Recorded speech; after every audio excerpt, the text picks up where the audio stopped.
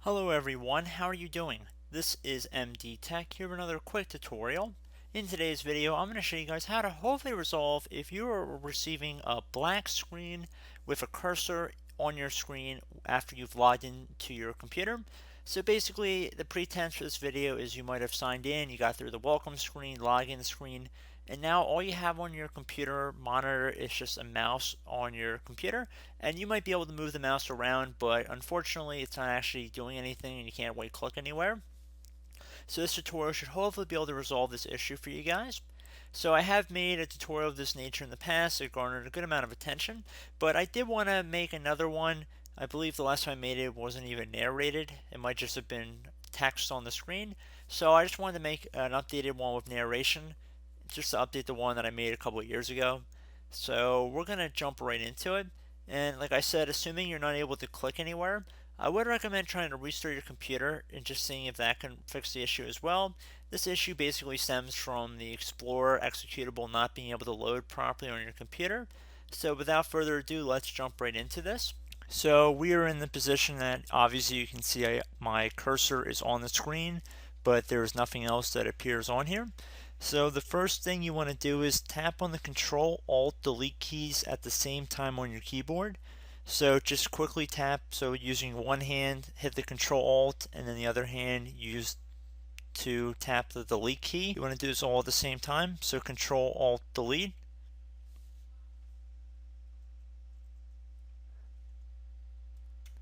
Okay, so once you're on this screen, you want to left click on what says Task Manager right here.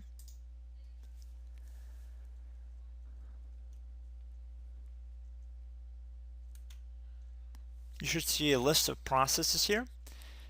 Now you want to left click on the File tab right here, up at the top left, right underneath Task Manager. You want to left click on that, and then left click on Run New Task.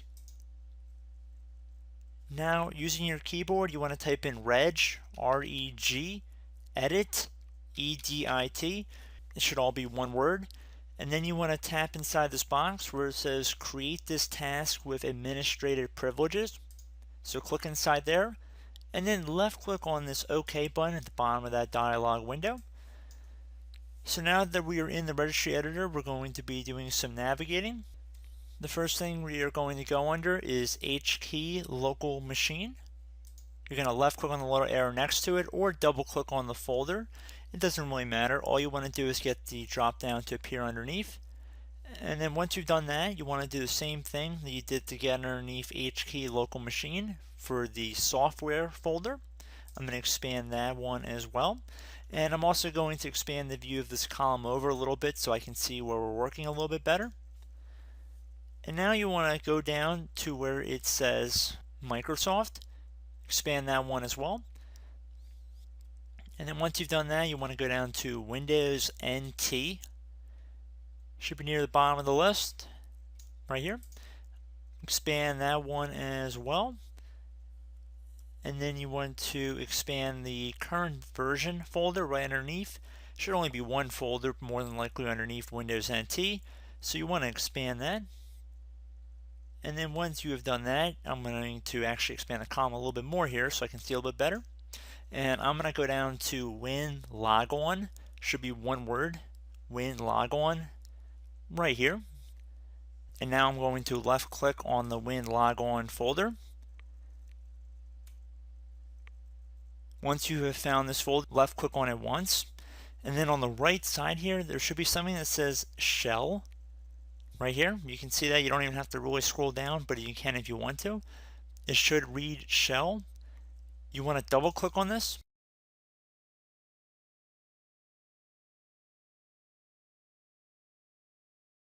If there's anything other than explorer.exe in here, you want to type it in as it appears on my screen.